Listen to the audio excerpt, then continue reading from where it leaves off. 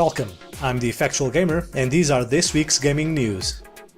On March 27, Friday, Valve announced it would be giving away the Vive VR Headset Development Kit to any developer that signs up and qualifies for it. According to Doug Lombardi, Valve's spokesperson, the approved developers will get a Developer Edition kit that will be free initially and includes a headset, 2 controllers, and 2 base stations.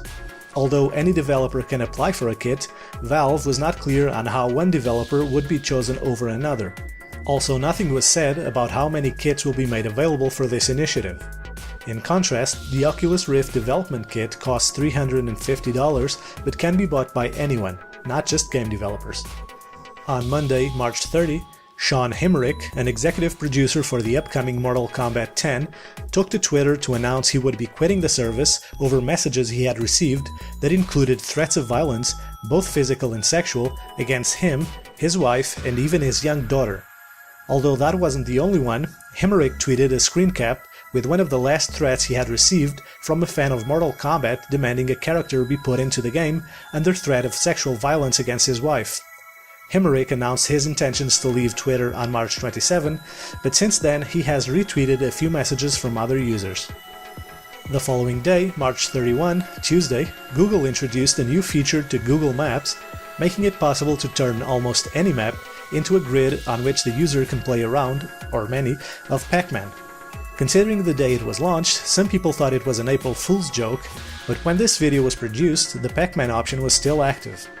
To play the game, one simply needs to go to Google Maps, choose any area with streets or roads, and click the button on the lower left corner.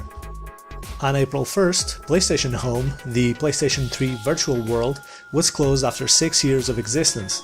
The service was a virtual hub on which gamers could meet, chat, buy clothes for their avatars, decorate virtual apartments, play minigames, and even watch trailers.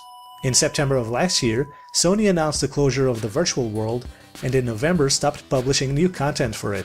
PlayStation Home was in beta status for the entire 6 years.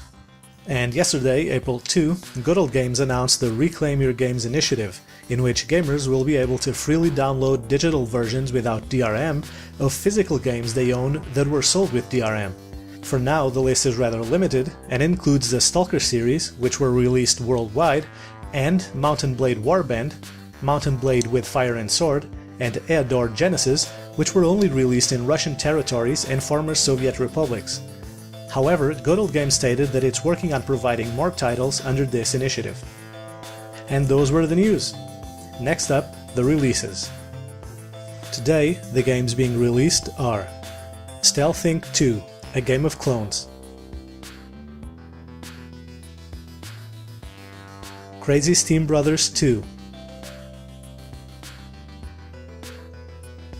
Next Monday, April 6, the games are Fallen, A2P Protocol,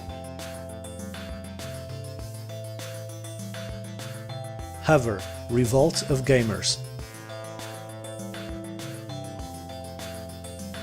The following day, April 7, Tuesday, we have MonsterBag, Etrian Mystery Dungeon. On April 8, Wednesday, there's only one release, Monster Jam Battlegrounds. And finally, on April 9, Thursday, the releases are Affordable Space Adventures, Stardrive 2, and that's all.